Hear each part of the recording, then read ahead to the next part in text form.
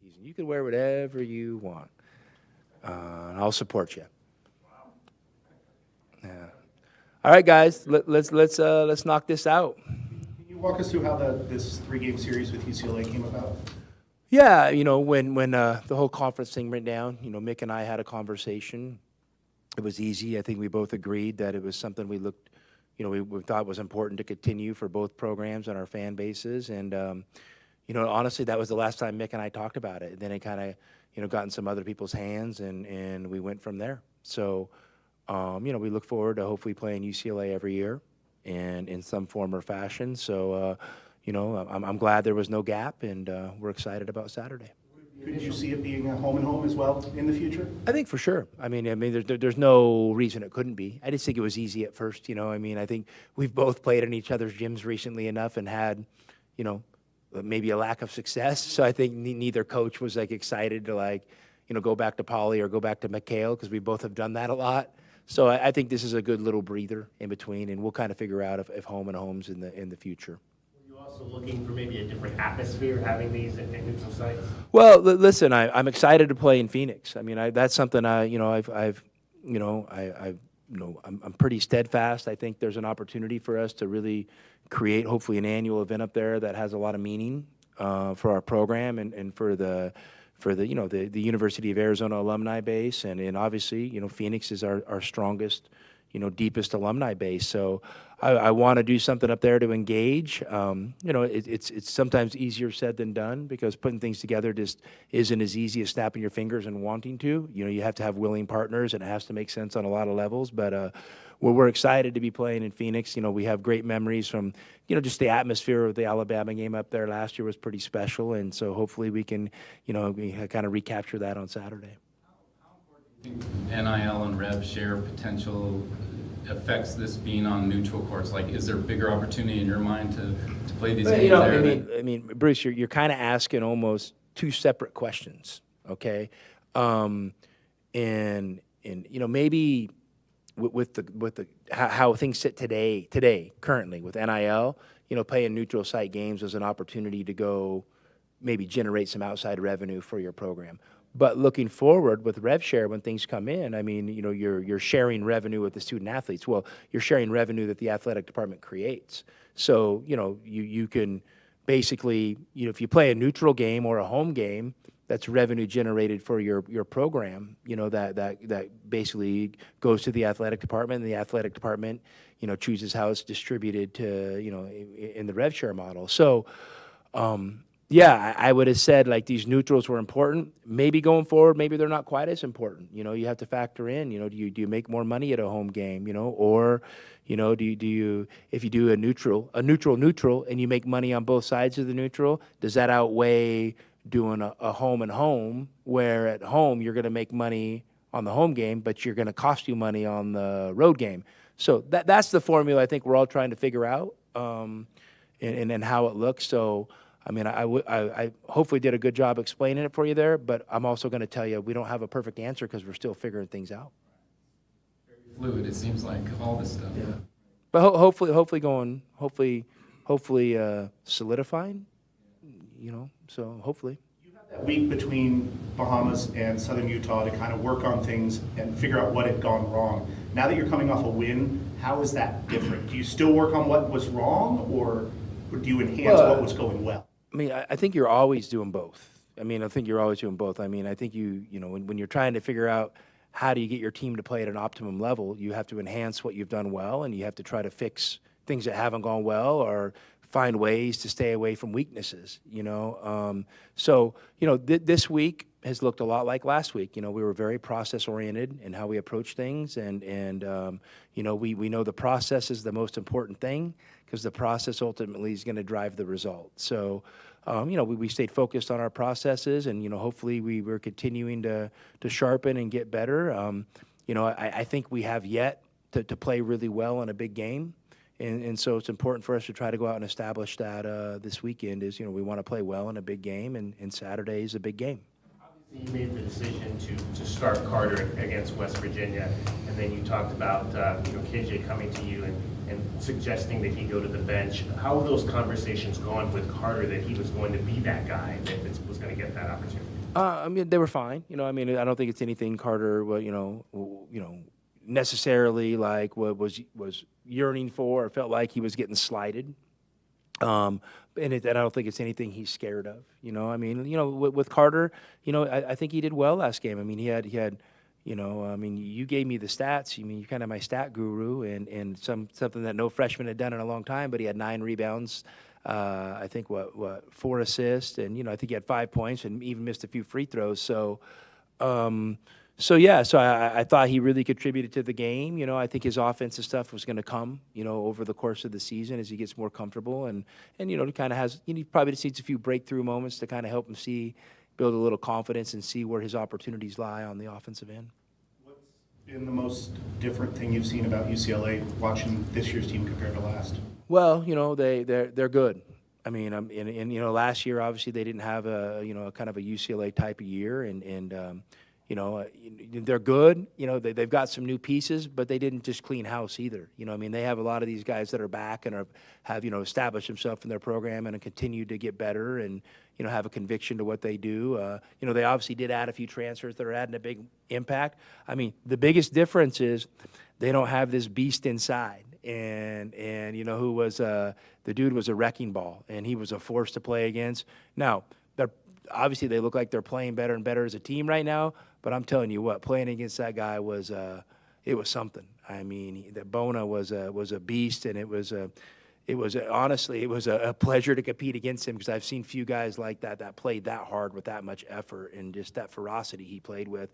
But they've replaced him with Bilodeau, and who's a really skilled guy, and obviously we're familiar with him from Oregon State, and he's played well against us in the past, and he's having a tremendous year for him. So I think their skill level increased a little bit.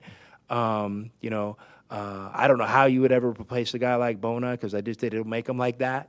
But they're definitely a team that has a plan, that I think they really know how to play to their strengths, and I think they're doing a really good job of establishing that.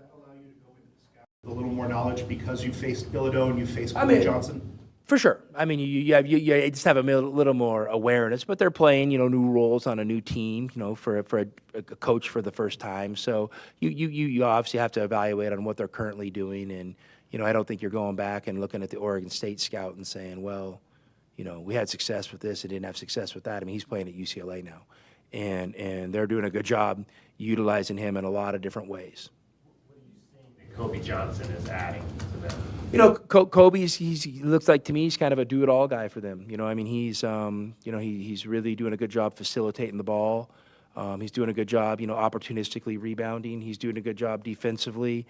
He's starting to make some shots. He's a good player. I mean, he's really talented, and we know what his talent looks like and feels like. And he's right now he's kind of playing that stat stuffer role, which is vital and super important on a good team, and he's doing a great job of it. Granted, it's December, but does it feel like it's not a must win, but a pretty important game to win, considering where you guys have been? Yeah, there's no doubt it's an important game, and I would be saying that if we were 8-0. I'd be saying that if we're 7-1, and you know what? I'm saying it and I'm meaning it.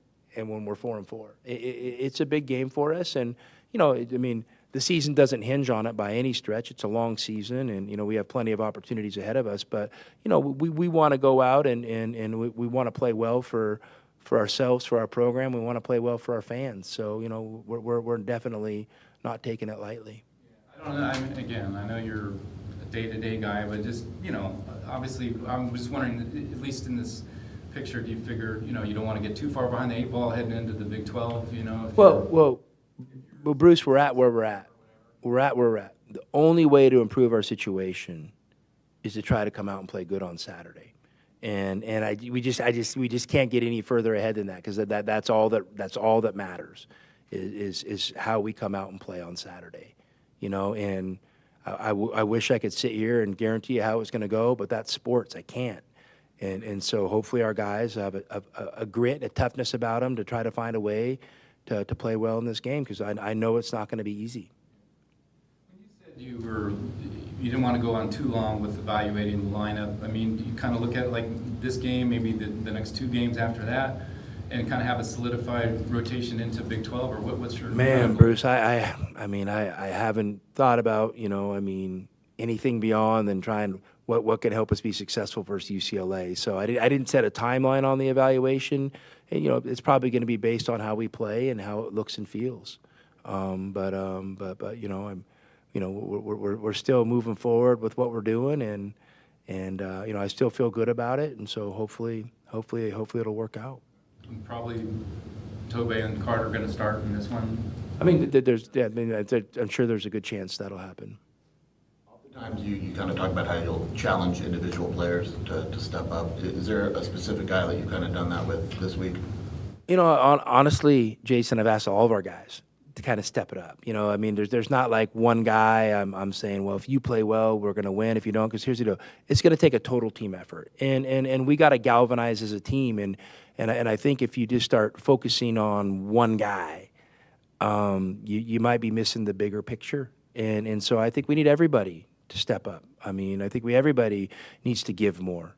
I think everybody needs to play with a little more awareness. I think everybody needs to play with a little more swag and confidence. So, I don't have like a one guy for you. The message right now is it's everybody. I mean, it needs to be a total team effort, and I've continue to challenge each of the guys individually to do more, and then show them ways I think they can do more.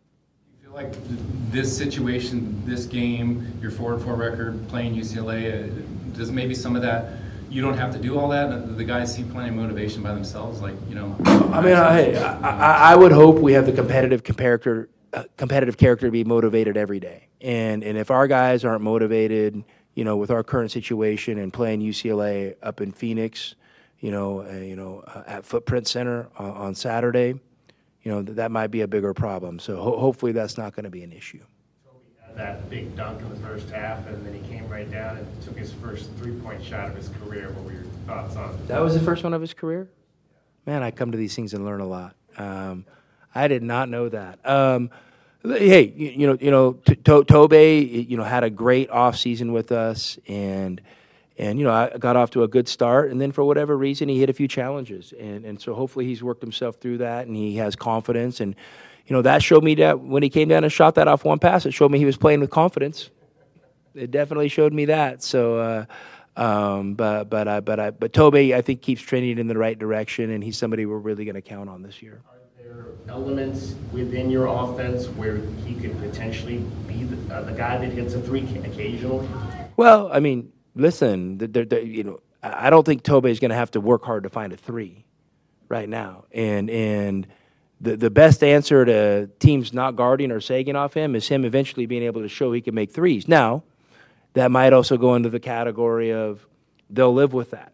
That's what they want him to do. So, I think there's just a fine balance there of him kind of, continuing to develop as a player and seeing if that outside shot consistently becomes part of his arsenal. We would want it to be, we don't want it necessarily to be, where Tobey's going to prove he can shoot the three. We want it to be to the point where he's a good enough shooter when he shoots them that the other team doesn't feel good about it, and therefore they guard him because they don't want to give him that shot. That's what you're ultimately building for, and then that might take some time, and it might depend on how teams, how they choose to scheme defensively a little bit. After the game about just kind of all the evaluations of trying to get the fast break going. Do you need Jaden to maybe push that a little bit more? For sure. I mean, Jaden's, got off to a good start this year. I don't think I've ever had one guard that I've coached or played for that I said he's pushed it too much.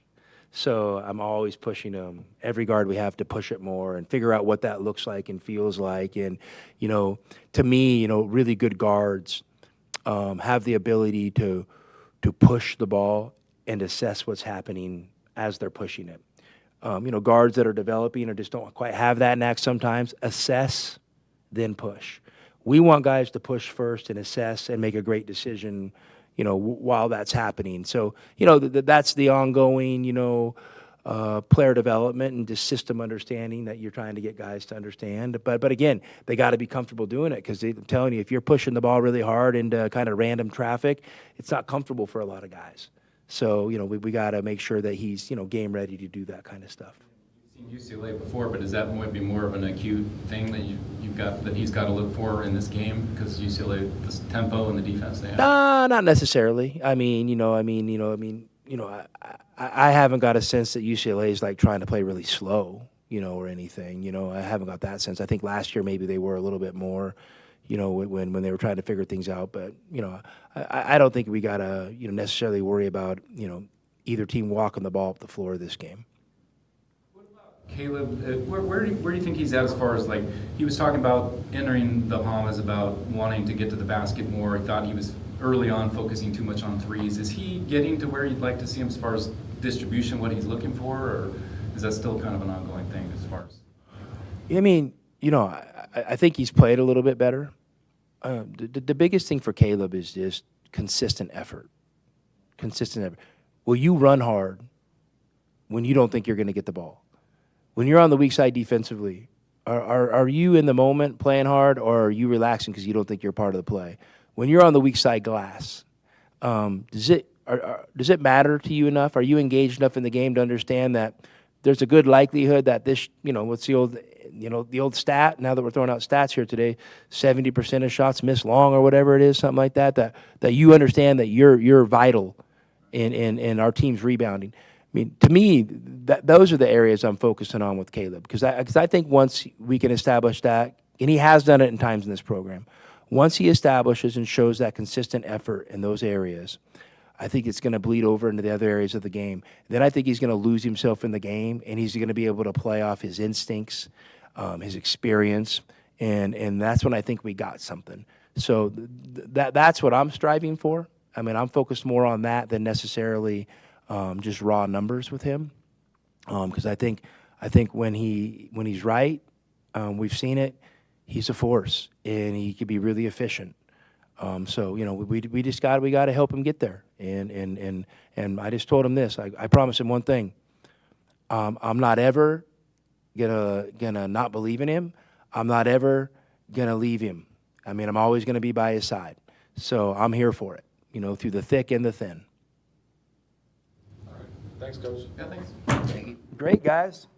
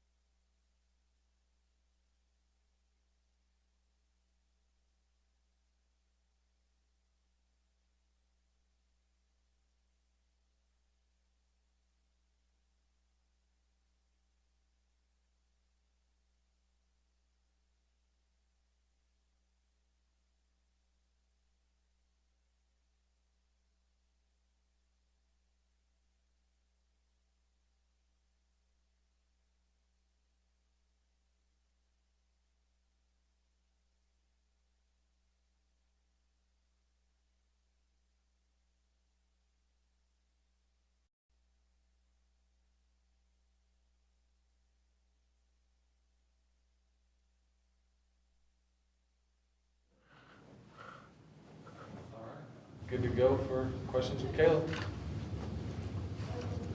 So what do you think about this matchup? Different circumstance, same team you're pretty familiar with from last year, but different team, different circumstance. I don't know. What are you looking for?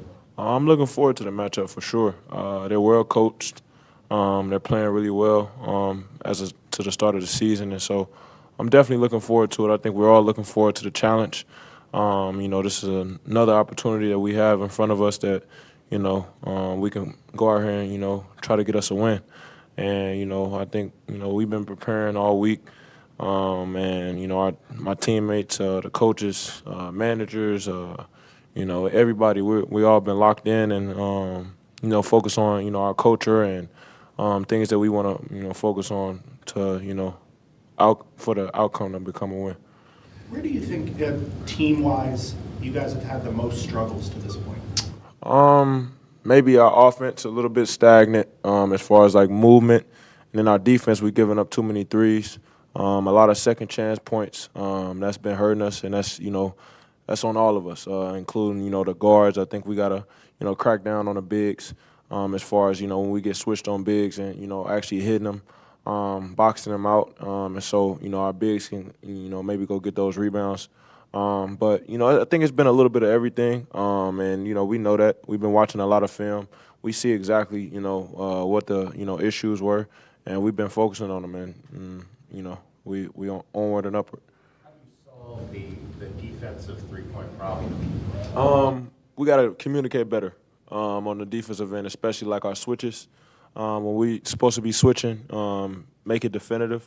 As far as when a player gets close to another player, we got to switch. Or just communication. If we want our teammate to stay, we stay. And I think it's just communication, and I think that'll solve everything. How was it presented to the group when Tommy made the decision? KJ came to him and said he wanted to come off the bench, thought that might be better for the flow and some of the rotations. How was that presented to you guys? He kind of just told us in a film session that coach that KJ asked him to come off the bench, and that's big time by KJ. That shows the type of player he is, that he's giving it up for the team. That shows his character. That it doesn't matter if he starts, if he doesn't start, if he comes off the bench or whatever the case may be. He just he wants to play hard for this team and do whatever it takes, and I think that's great by him. Helps Carter to be in that role. I mean, he played pretty well as a starter the last couple games. I mean, mentality-wise or whatever. Do you notice a difference, or is it? Yeah, I think Carter. Everything is a confidence thing with him, and I think that'll build his confidence. Him, starting with us, in that starting five, and I think as we play more and more games, he'll get more and more comfortable with the game, gameplay, how fast the game is, and things like that, and he'll find his way, and he's been doing that, and I'm proud of him. You've seen in the time you've been here the kind of following this program has away from home and these neutral sites. You saw it in Phoenix last year. What kind of crowd are you expecting in terms of being in your favor? Well, I hope it's loud. I hope it's us, a lot of Arizona fans. We usually show a good crowd, and our fans are second to none. I'm looking forward to that atmosphere. My teammates are looking forward to that atmosphere. I'm just looking forward to getting to that game. And so we got 2 more practices before then, and I'm very excited. Toby got the big dunk, and then he came down and took his first 3 ever. What you guys kind of think of that shot for him, and do you think that's something he could potentially add from time to time? Yeah, for sure. He's been working on that shot all summer and all fall. We have ultimate confidence in him taking and making that shot. And that's another thing with him is just confidence. Him shooting it with confidence, and we'll clean it up on the glass if he misses. You guys seem to really have a tremendous show of joy when Delhi gets going, and I know you talked about it a little bit down in the Bahamas. So what's kind of been infectious about what he's added to this team? Delhi is a hard worker, man. He's steady. He doesn't get too rattled about anything. And he's a shooter, and shooters make shots. And when he gets going, it's a tough. We're a tough team to beat. And, I love seeing that emotion up out of him because, you don't see that all the time. But I love seeing it. It fires me up, it fires the team up, and it kind of gets us going. Cool about the way KJ can kind of read those passes that he's able to get to. We saw it a couple times in that game where he just, read it, got it, went down for a dunk. Yeah, that's what he does. He's on defensive end. He's active. He's always alert.